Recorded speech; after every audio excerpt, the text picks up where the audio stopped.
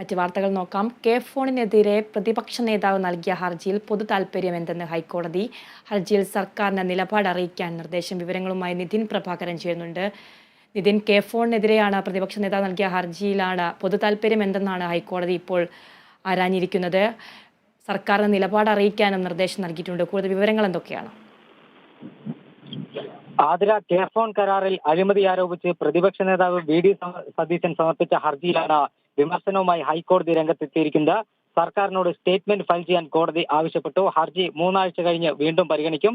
Chief justice അധ്യക്ഷനായ bench public at large എങ്ങനെയാണ് affected ആയതെന്ന് കോടതി ചോദിച്ചു.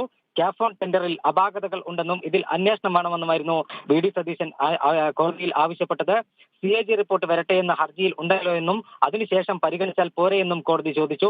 2019 കരാർ ഇപ്പോഴാണോ ചോദ്യം ചെയ്യുന്നതെന്നും കോടതി ആരാഞ്ഞു. രേഖകൾ പരിശോധിച്ച് ഉചിതമായ തീരുമാനം എടുക്കാമെന്ന് കോടതി പറഞ്ഞു.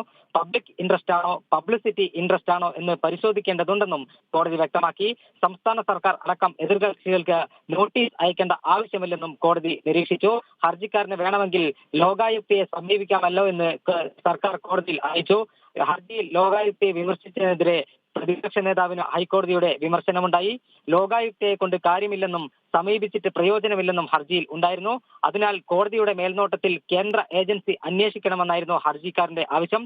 ഉത്തരവാദിത്തമുള്ള രാഷ്ട്രീയക്കാരനെന്ന നിലയിൽ ഹർജിയിലെ പരാമർശം അനുചിതമായി പോയെന്ന് കോടതി നിരീക്ഷിക്കുകയും ചെയ്തു. ആതിര, വിവരങ്ങൾ നൽകുകയായിരുന്നു കൊച്ചിയിൽ നിന്നും നിതിൻ പ്രഭാകർ.